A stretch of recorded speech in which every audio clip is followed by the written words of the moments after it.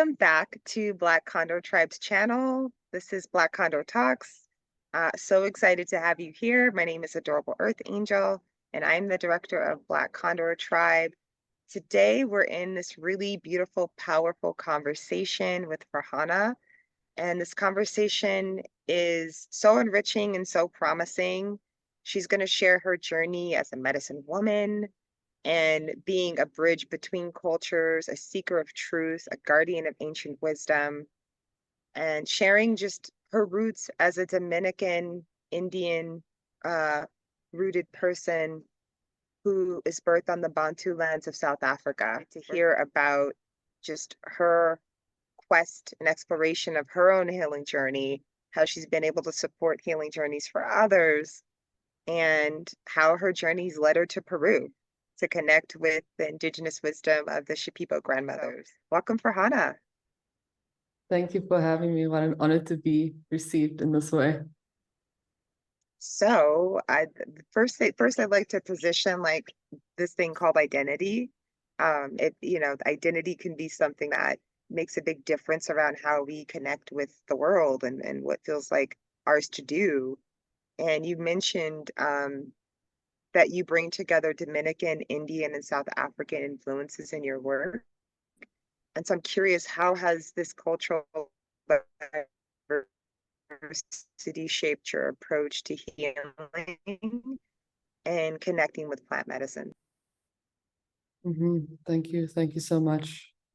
Once again, giving gratitude to you, Adorable, for asking this question, as well as the space to express what I am and also who my ancestors are, and speak for the land in doing so, as I find myself on Bantu Lands or South Africa, also known as the Rainbow Nation.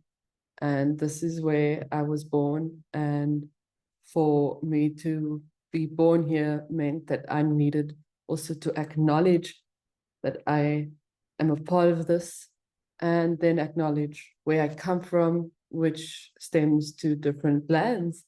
And growing up, growing up in a post-apartheid nation meant that one had to explore what that means in the skin that you look, especially when the generation wasn't making it available for all the times, wasn't there for us to be told the truth, as we were all holding ourselves through a huge time of change for the country and nation. So yeah, in that gift of asking myself in the skin and also of other cultures, as you mentioned, Dominican and also Spanish, which my grandparents are two different races entirely, and also weighing both sides of the coin. So I had both of them inside of me, and being brought up in this nation, I asked, okay, what does it mean to be on both sides?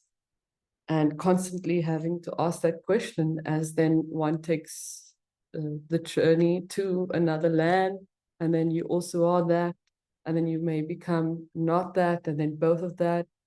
But identity, as you mentioned, shapes our understanding of this world. And when I was searching for support in shaping that, my cosmology came to really support me and hold me and nurture me. And that was the Taino cosmology of earth-based wisdom, and showed me that, as the ancestors were, this is how you're going to bring in all of these identities as a multidimensional person and people that we are.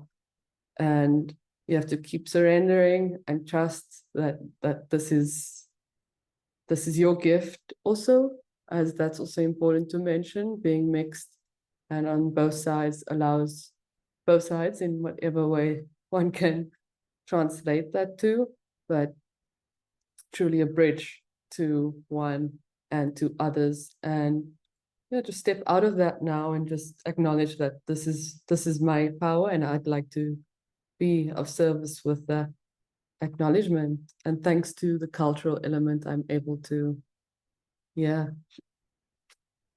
thanks, or shall I say, thanks to the ancestral work and continual offering to Earth, that I'm able to come back to that, my roots, my identity, and go where I need to go, so that, as we mentioned before, spirit can step in. And yeah, spirit of what is another conversation. But yeah, thank you. Yeah, that's so amazing to kind of think about, um, as you're mentioning the backdrop of all of the influences. Um, I know that a lot of people are kind of born into those different influences, but sometimes they don't take up the call.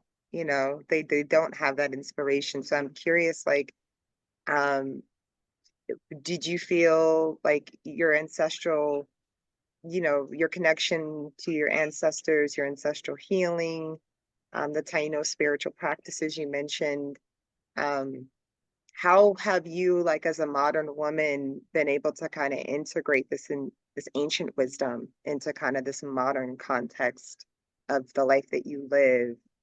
And what role does this ancestral guidance kind of play in your work? Well, two very important questions that I always come back to, acknowledging that this journey is allowing me to answer that over and over again, that trust of where are they taking me, and with that knowing I can come back to myself and then ground. And grounding is super important, because that for me is, we can get lost in the idea of it. And I do acknowledge that that's the beautiful thing about spirituality, is that we can all just remember and see, but we also have to now implement and walk and do that, what we see, for all of us to actually be seeing it in this reality. And I say reality for where my people come from. And of course, my people relate to who I represent and my nuclear family, then my country and countries, and then the world, because there's no way for me to remain up there if it's not being shown here. And that's the calling, I think, for most of us, and why I come back to the earth-based wisdom, because that Taino way of living is about being here on earth, right? And it's living with what we have and moving together with what we have to face whatever comes ahead. So yeah, maybe I'm wondering if I got lost in the beautiful story that I was sharing with you, and whether or not I can explore more of that answer with you. Yeah. Well, I mean, I don't know, it feels like when it comes to ancestor work, when it comes to kind of the healing journey, it's not a linear thing, it's like this, and now there's a little essence here, and then there's the essence there, and it's beautiful to talk about and so sacred to share with everyone, right? Like what this means. I know oftentimes we'll have people who will get on our discovery calls for Black Condor, and they're at the beginning stages of starting to want to connect with their ancestors. And plant medicine is kind of like a vehicle for that, to be able to kind of help them just clear out so that they can make the connection, the kanoya, to connect, like they can feel that. And so, I mean, you specifically kind of took up this whole journey towards going to the jungle, and specifically to learn from the Shipibo grandmothers in Peru at Hakonate. Um, I'd love to hear, like, anything you like to share about how you got how your journey led you onto that path. And then if you want to share just like any transformational experiences you've had or lessons that you've learned from your time there so far.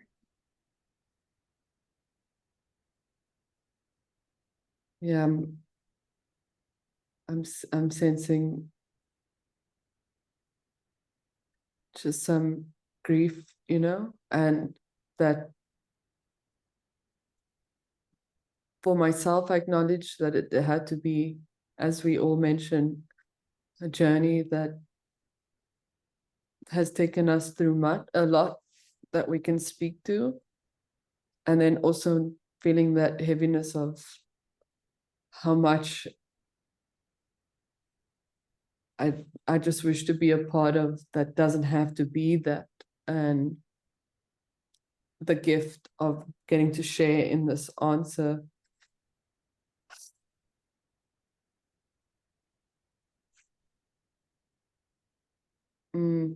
It was a very inspiring journey for me to go to the jungle, as on one hand, I had been to a ceremony with plant medicine in South Africa, and it was for me a moment that was coming at a time where I was speaking and connecting with my sisters in the ways I could, and saying, it needs to continue. I don't know what are the signs. How do I listen? But all of this is weighing me down, and there's so much. And I speak to this because of the baggage that we've had to carry until the point of wanting to make that connection.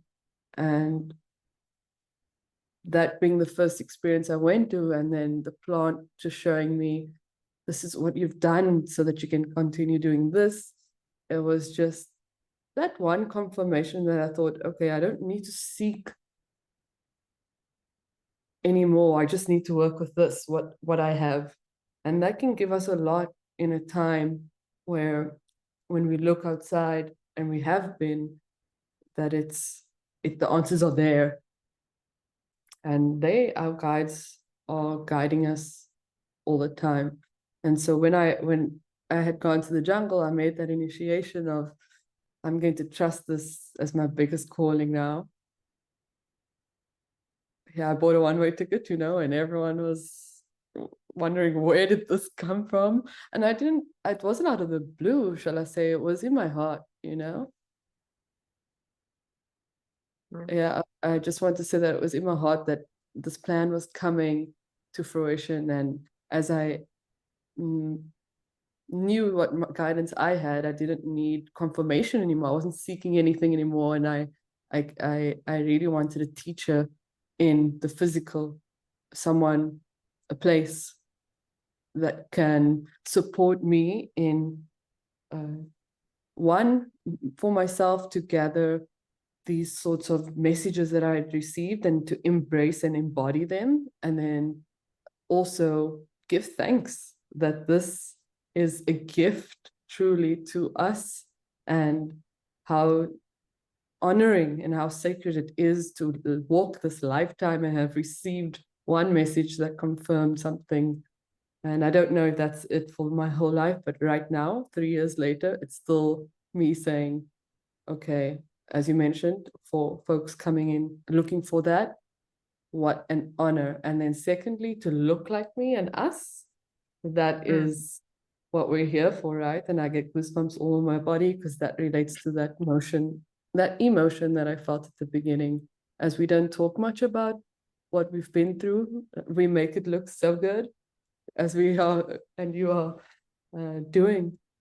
But it is a driving force, and this is a part of what I'm excited to also explore in your shares, and the interest to communicate with whoever is listening. Wow. Well, of course we have to ask a somewhat fun question now, because you've just been dropping so much medicine, and like we went into a bit of the grief, and now I'm curious about the energy of dance and music and sound, and the role of music. You mentioned being a medicinal, like also DJing medicinal music. And I'm curious, like, how does music contribute to the healing process? And what elements do you consider when you're selecting music for a ceremonial setting? Mm-hmm.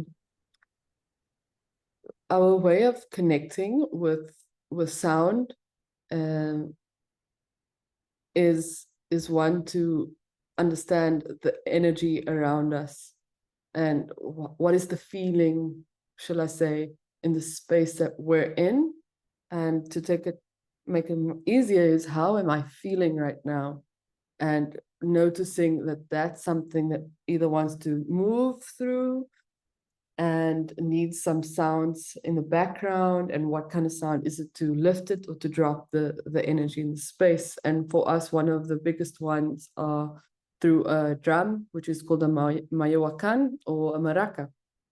And I don't have one with me right now, but you know, a drum, whether in whatever tradition there that exists, it has a heartbeat sound, and it starts to pick up the space and the speed, and we're able to really start moving. And it can also get in the form of a trance, but it's to lift that energy and truly enjoy the fact that we are one with spirit. So yeah, thank you for initiating that change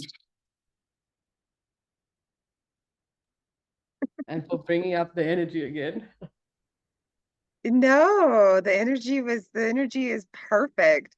Because I feel like that is the whole prayer with that I love about entering into ceremony space and healing space is that everything is welcome. Like we need everything to be welcomed for so long, either ancestrally or even like within our own identities. Only this part's acceptable for you to share. Only that you're supposed to be, and it's like, but what about the grief? What about all of the different angles? And there's this kind of fun thing that I noticed that I've learned from the grandmothers too. It's like, yeah, we have kind of these big ceremonies in the jungle, but then they're so funny and they bring in so much humor and they bring in so much lightheartedness that it's just in juxtaposition to kind of this life-changing thing that we're doing. And then they'll just crack a joke. And like, even though I'm not fully fluent in Shipibo at all, I'll somehow understand what the joke's about, or it'll just make me laugh because it's so silly. And so I love all of it, the whole spectrum of the human experience and how you can see it and connect with it within the ceremonial realm. Mhm, mhm. I just think that that's a part of the journey. Yeah, I'm here with it. Thank you for bringing that into. And I do wish to speak to the beauty of the process of divesting of what we've had to move through to get to this point of sharing how we are authentically. And that's the part of the discovery, right? That somehow in me feels so liberating to sit here with you and feel that as we are discovering that together at the same time, when truly when I look at my story, or I look at your story, or what I've heard, and others who are stepping into the space, it's so much, there's so much of what unraveling, and to get to unravel together and define that, it feels so safe, I think. So I feel safe as well, just being able to express. Oh, well, that's lovely. And I would love just the teasing out the feeling of safety. Like, I think that's like a prayer that why we have Black and BIPOC spaces is that, I mean, it's challenging to say the word safe space because we don't know sometimes what is the definition of unsafety for some people. Like you might think you're trying to create safety, but then people's energy, like any types of traumas can come up. But I feel like the prayer is to do the best that we can to do no harm and to create safe medicine spaces. And I think this is like a perfect time to talk about just the way in which you're doing that with women's work. Like you've been trying to create spaces for women, safe spaces for women to come and connect, and your platform CURA, how you're kind of taking that and you're leveraging that platform to collaborate with women in the jungle, bringing women to the jungle. It's such beautiful work and important work for there to be an affinity group, like much of like what we do at Black Condor, like, yeah, like we want to create space for representation and being reflected and knowing that we're going to come in and I'm like, okay, like I feel reflected in the space. And so I'm curious, like, what insights or teachings have you gained from kind of doing this work through CURA to create these spaces for of connection with the indigenous, wisdom of the Shipibo grandmothers, and bringing women through, or anything you'd like to share about how this prayer has been manifesting through your work. Mhm. Mm.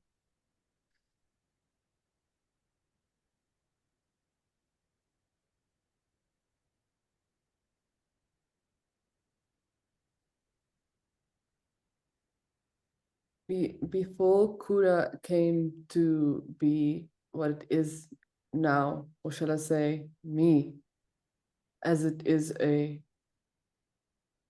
think, a portal to put to static images and words of what is going on.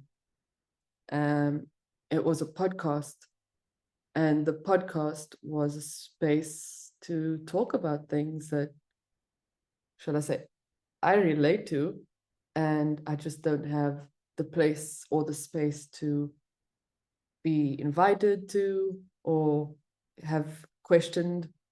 And this is the result of questioning, so that I'm creating it and therefore sharing it with anyone who wishes to receive that information as well. And yeah, to have created and to continue questioning and asking, it has slowly evolved into, and which I knew all along, was that space for the way I'm embodying everything we spoke about today, which includes being a woman and transcends that into being a human being that presents as a woman, of course. And then all the layers that society has put on me to almost reach out and see how one is one universe, one earth, and one message of unity. And that for me continuously developed through liberation, liberating myself from, yeah, just the stories, right? And as I did that, I kind of put that call out when I felt ready, or as we know, we're being pushed like, come on, this is your next that you need to do. And there are many times I can admit where I'm like, no, I don't want this. I think I'll take a break. And then it comes back. And so, yeah, the coming back was the retreat, workshop, these sorts of projects, and to have answered them, and 2 months in between two dietas, which was my recent coming to the Amazon jungle. I'm still reflecting on how much responsibility comes with that, and just tending to my own self first, and with the hopes that everything that is represented there is also a reflection of how important it is for myself, and hopefully anyone who's stepping into the space of questioning and looking for guidance, that also takes as the rushing or repeating whatever has happened before is not an option yet.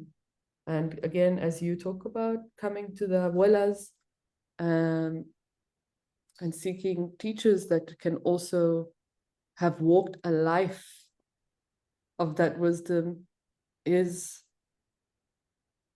also a space that invites us to do the same naturally. And yeah, just a word of, there's just nothing like it to be present with that in this time. Yeah, I think that that's so well put, just in this time, because it's not a coincidence that we are who we are and that we're here right now at this time in the world. And I love, like, something that you've mentioned is kind of just also wanting, you kind of alluded to in what you just shared, just about the transformation and the deconditioning and the releasing. Um, and I'm curious, though, also in the context of spirituality as a form of social justice, which I firmly believe in.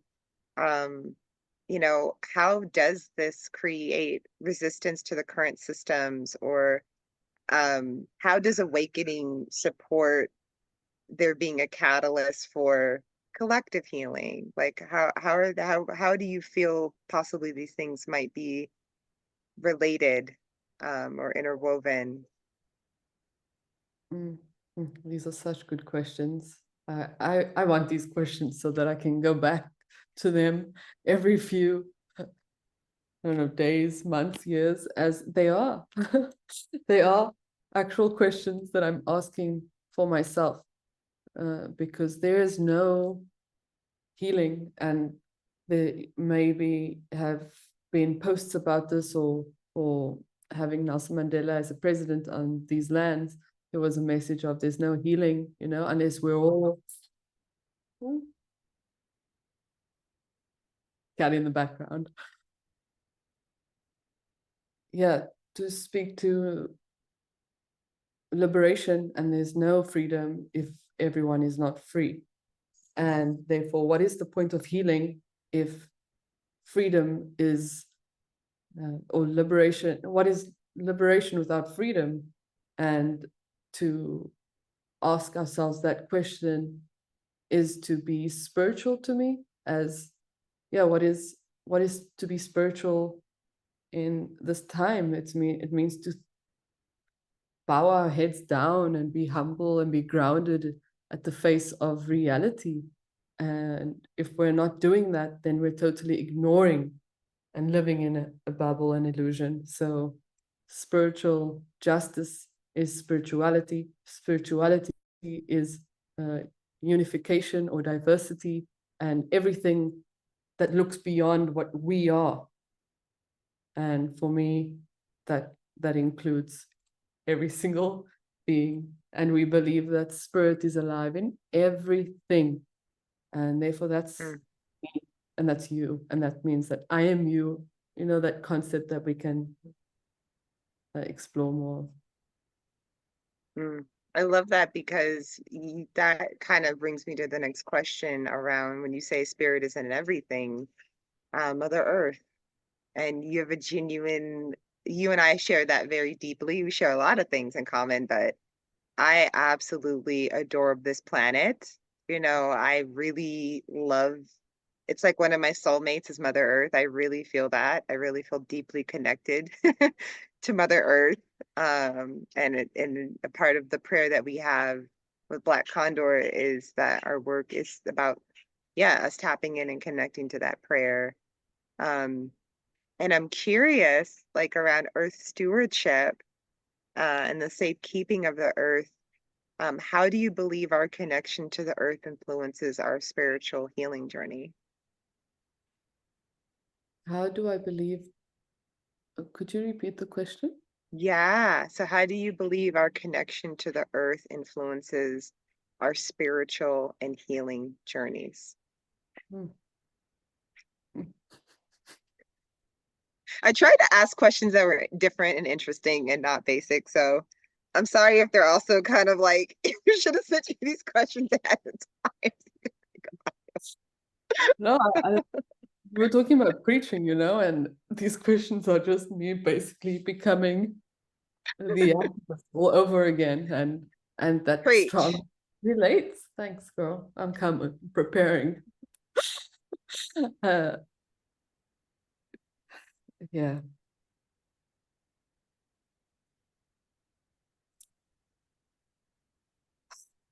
I hope to look back at this conversation and see how much has changed. And I know that one hope is what we have that will keep us doing this work, and all keep us going in wherever we are in this lifetime, as that is the gift of being a human being. And why I say that is, when we look at the world as a whole. And if we can, just for a second, look at everyone and imagine everyone, even if we could, or look online and see what does one country look like, just to put it into context if you can, and see the privilege, the absolute privilege that we can already do all of that. And if we have that privilege to do all of that, what could it do if we say, how can I support, or how can I put that extra awareness into just my way of life? Just that simple, as that is already for me a connection to the earth, as me living in this world in Mother Earth's womb. And that respect and that question of how it is actually integrated into everything that exists on this earth brings in the reminder of Mother Earth being our main caretaker in this sort of holding space. And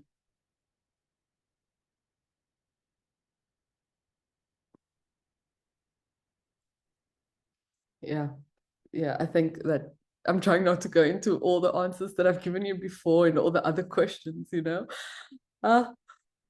Yeah.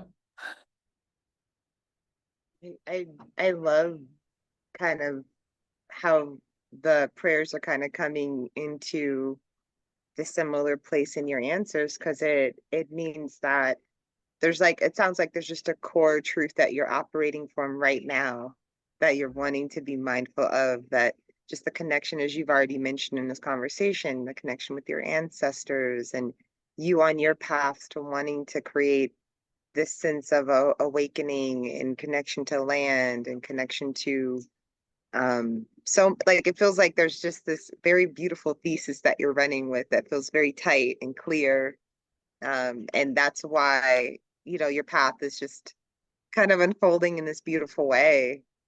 And I know that, you know, at the heart, one of the things that has been super supportive on the path has been the connection to plant medicines, and how they've created the opportunities, these plant allies that are from Mother Earth, that are natural. You know, these are natural, like we were working with just straight up plants, unaltered, no chemicals from the earth. And they're creating these transformational, one after another over the years, just seeing like one transformation after another, that we can like, the reverence that we can have, as you said, and like the honor and the awe that this is a part of the work that we do in the world. It's like, oh my gosh, like we get to do this. And also it's being a medicine woman with medicines that are like from a natural pharmacy that's just like the earth. It's nothing more than just the earth's energy that we're working with here. And I'm curious, like, you know, like thinking about plant medicines and thinking about community and thinking about creating access. Um, One, I'm just curious, like, how do you see plant medicines fostering community and connection?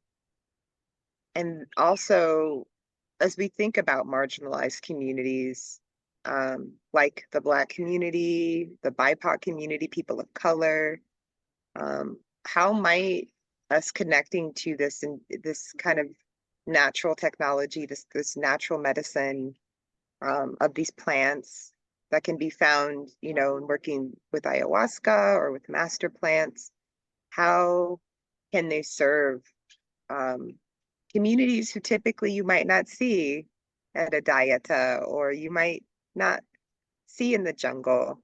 Because I think that there's something that's really powerful about that I've witnessed being in plant medicine space, specifically with people of color. There's something about that. And I'm curious, like what you would see and feel, or what you would understand that to be in support of.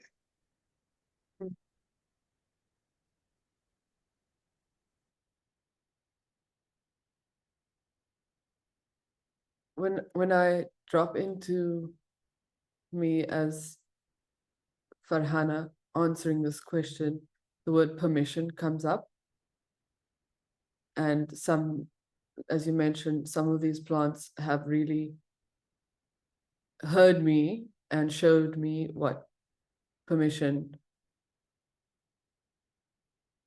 can be when I've already asked for it, which means I already have it. And that's such an honor to just know I have that. And acknowledging that I've done all of this great unfolding to feel and know and hear this message over and over again, I can also acknowledge that it's not like that for everyone.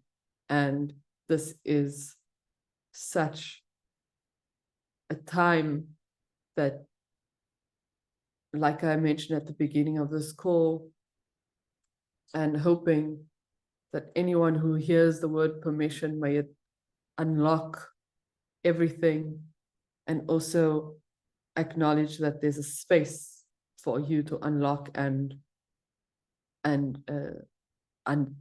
figure it out together, because that is what our ancestors are actually saying.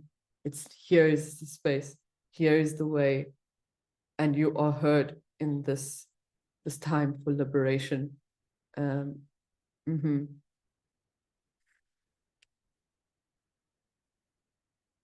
that's all, actually. I feel like it's time for liberation, and I'm stepping outside of that and saying, how do I step back and be the witness for you to liberate? And I would like to also just put it in my words today and say,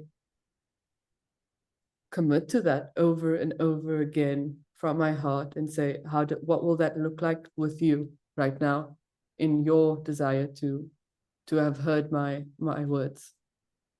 I think that's so powerful too, because a part of what you do also when you assist the grandmothers is, I mean, something that I experience personally is it takes a lot of strength to be able to be there to support participants and being able to connect with their plans and even in interpersonal dynamics within the healing space to work out what they need and to be a witness to that and to be a strong witness to that. I think is part of the work of a medicine woman too. It's not just like, here's some medicine, now go over there and go work it out. It's also like what I'm finding on my journey too, and what I really admire about your medicine womanhood is there's something about in supporting that liberation and healing, standing in this place of holding a container for what's needed and to kind of navigate and flow with what's needed in a moment for someone to have a breakthrough, for someone to have transformation, not to the degree that you are the thing that's creating it, but it's the plant, is the connection with the plant, the connection with the grandmother's technology that they're sharing, the grandmother's wisdom and the medicine that they're bringing.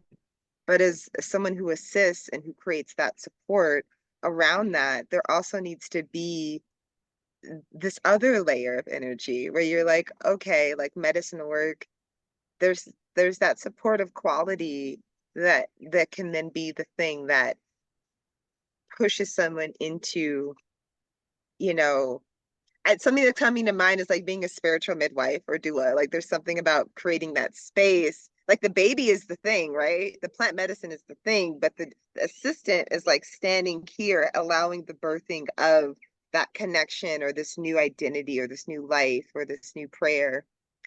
And yeah, I'm just, we're going to be creating that opportunity for, at Hakunate this fall in November for the Black community to come and to witness this medicine, to connect with Mama Ayahuasca. Some are going to be connecting with master plants, and you are going to be there to support. I'm going to be there to support. Nico is going to be there to support. So we're the three of us are the team that's going to be supporting Manuela. Her Shipibo name is Hakunate, and then we have Roby, Raventina, both maestries, both grandmothers that we have been studying and connecting with. And the prayer is that Black people see and feel like, oh, like I belong here. This is my space to come and connect with this medicine. We're excited because as of right now, we kind of technically have only one spot left, which is kind of cool. But what this, I feel like this conversation does though, is the prayer is for us to have this every year.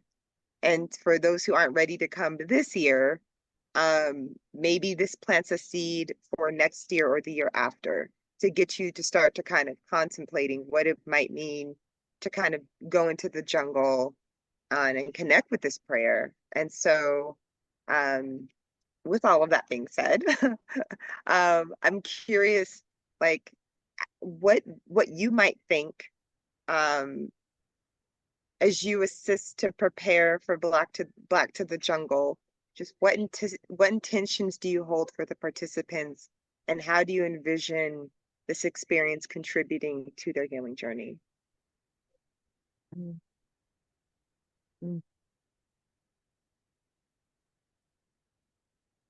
Well, just to sit and have these questions feels like an honor and appreciation, as I think listening is a space and just a gift for us in our approach to having healed, shall I say, or continue to heal in a way that perhaps we are seeking and it's not familiar to our ancestral work. And when I say listening, because I acknowledge that this is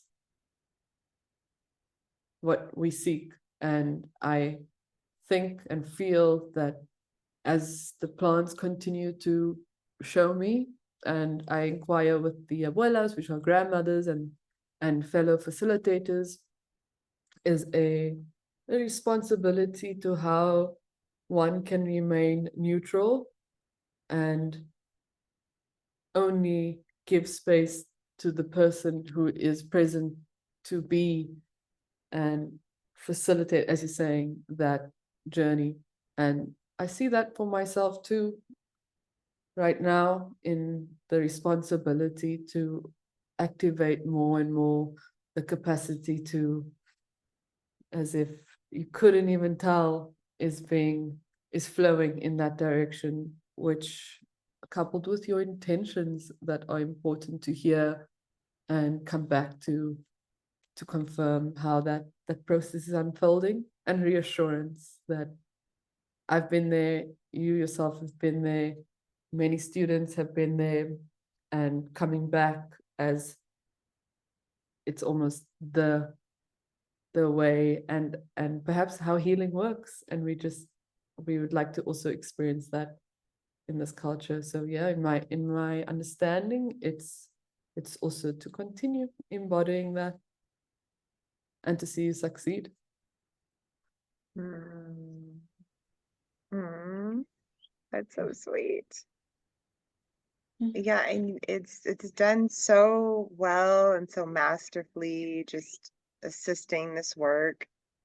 Um, it is profound to kind of be in the place of welcoming and, humbly I say, but also kind of shocked. I think what we're doing with Black to the Jungle might very well be the first all Black dieta. I could be wrong, but it always just makes me feel kind of like at the edge of something. I'm like, wait, I created something that's never existed.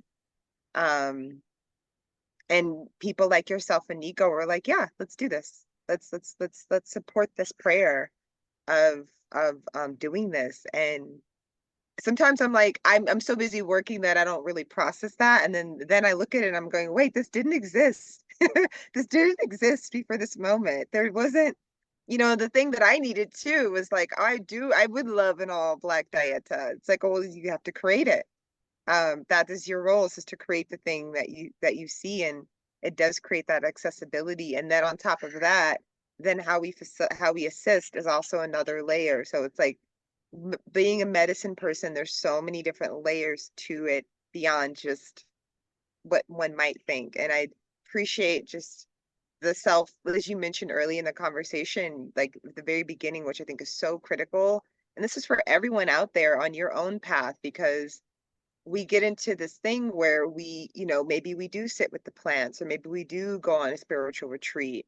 And a lot of people that are connected to Black Condor, a lot of people that are connected to this type of thinking and work are people that are givers, consistently giving. And what you mentioned earlier about you being able to do the things you need to feel restored, you being able to do the things that you need to feel in your power, I think is so important.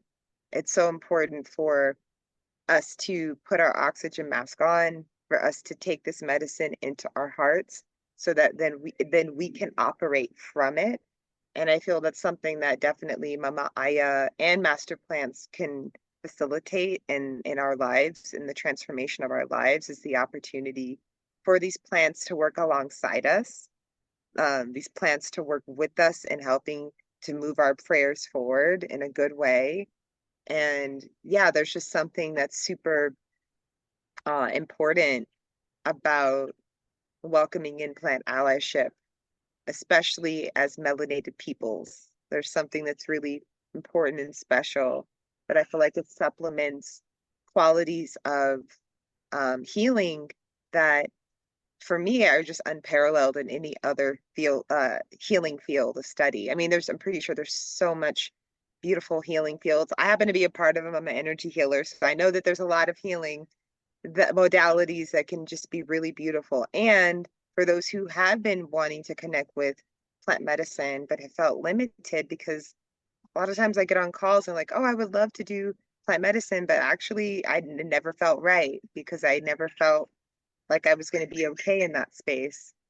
Um, so my prayer is with Black to the Jungle, with Black Condor, with our work, and even having this conversation, what we're wanting to do in these conversations is to say, hey, we exist. We're people here in medicine space. We're not perfect. We're in inquiry. We're having these questions, right? Maybe answering these questions for the first time. And that's beautiful. And everything we're saying is exactly what needs to be said. That's fine too. Like it's okay for us to be in the space of just, but we exist, and we're trying to be in a space of showing that it's possible for us to transform our lives through this medicine work. And so I just really thank you, Farhana, for your vulnerability, for diving into these questions that you just embodied the perfect response and shared with us like the wisdom that felt like authentic and needed to come through today. And so I'm so grateful for that and for you and sharing that. And so excited that you'll be there this November with us as we go to the jungle. It's really exciting. I can feel it. It's like we're not, we're many months away, but I can just feel the potency of that experience, and that it shifts something in the collective, and that it also opens a portal to say, okay, there's a space for Black people in the jungle. And we built the space just for you. Mhm. And so the final kind of question, I don't know if there's any messages or wisdom that you want to share with our viewers, particularly, our Black and POC folks who are wanting to explore plant medicine traditions and are just seeking more information about what that prayer looks like. Any wisdom that you'd like to express? Mm.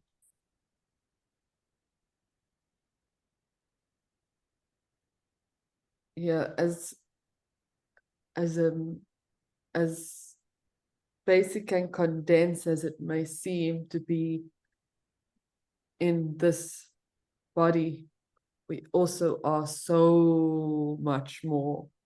And that potential is really calling us to work in this beautiful, simplistic life. And that can be so magical and gives so much hope to us, that we can wake up every day and remember that and walk with that knowing, and just be able to give it to anyone that passes our way, we will truly be embodying the earth that we dream and envision by doing that already. And just by hearing this now and implementing that. And I think we are seeking just that liberated feeling and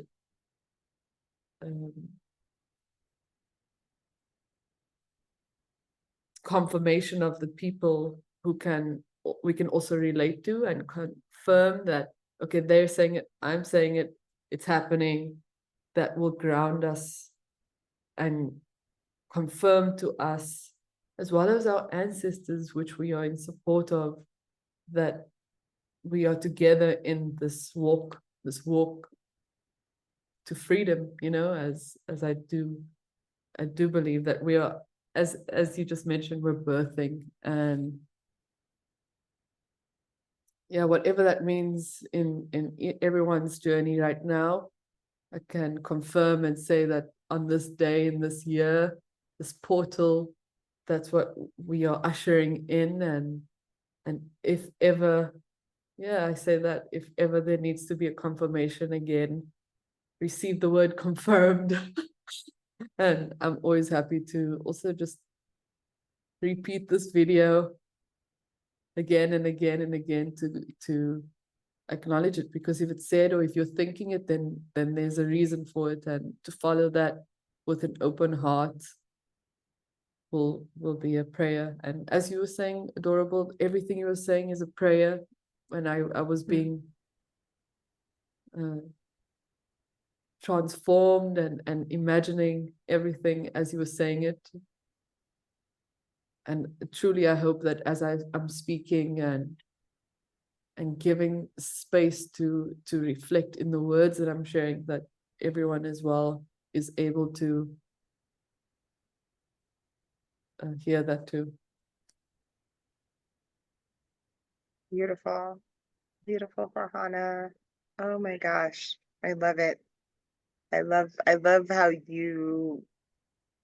you speak. It's a perspective that we need to hear. And I'm so happy that you felt comfortable and safe comfortable and safe to share and speak such beauty. I feel like you speak like a book of poetry that I want to read. So I don't know if you'll ever I don't know if to ever write a book of poetry, but or like an audio book, but I need it actually because it feels so nice. And I'm now it's so funny because I completely hear how you had a podcast. I can so see it and feel it because you definitely are giving. I want to hear this voice. It's soothing, it's beautiful, and I'm glad you shared it with us today. I want to thank everyone for joining us for our Black Condor talk. Uh, please feel free to share this video with any folks that you think might benefit from hearing this story today that we've shared. And we're excited to see you on the next Black Condor Talks video, where we'll have another beautiful guest with us to share their medicine journey and experience as well. All right, take care, folks. Thank you.